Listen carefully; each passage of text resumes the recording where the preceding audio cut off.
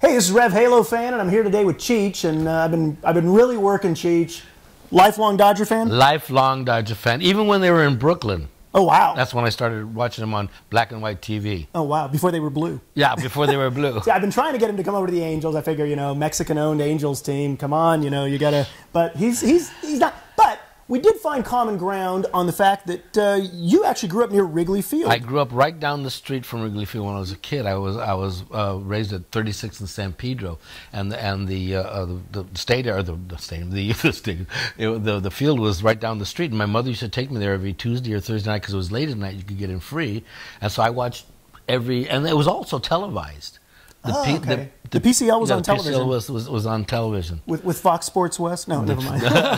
It was funny because it was black and white TV, which they really didn't need the black because there was no black people in the baseball at that time. Right? That's why I used to watch them in Brooklyn when they were the Brooklyn Dodgers, because they were the only team that had black guys. Oh, so the integration thing really. Yes. Oh, now the TV works. There's black and white. Okay. It says white and white TV. Yeah. So what was, the Angels played there one season. It was the last season that Wrigley Field was ever used. And the Major League Angels, 1961. But the PCL Angels were there, from like the 1930s. Forever. Really. I mean, yeah. So you know that the Wrigley Field, actually, they were a feeder team to the Cubs. The Cubs, yeah. They were the minor league team for the Cubs. So you were kind of watching you didn't root for the Cubs, though. Well, I did kind of, because Ernie Banks was one of my big heroes. And so he was a Cub, and he played shortstop. I played shortstop, and he hit 60 home runs a year. I did 6, but he was a hero, and all the guys from the L.A. Angels PCL went to the Cubs. So hey, Earl Batty and Gene Mauch and all those guys in the Steve Bilko, who was the Babe Ruth of the PCL. Oh yeah, and he ended up for the Major League Angels to get legitimacy. They drafted Steve Bilko for their first season or two. He was the first guy that had cut off sleeves because he had these big ass arms. It was him and Kluszewski, right? Ted Kluszewski. Wow,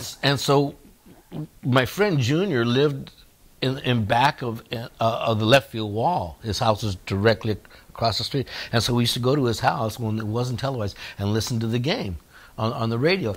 I go, and there's a deep fly, there's a high fly to deep left field, and we'd run out of the house and wait for it.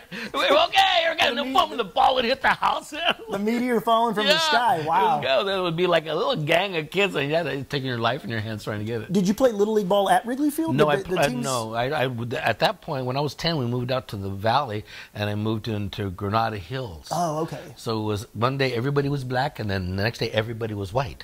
And it was like going from Nigeria to Knott's Berry Farm, man. It was like, whoa, what's happening here?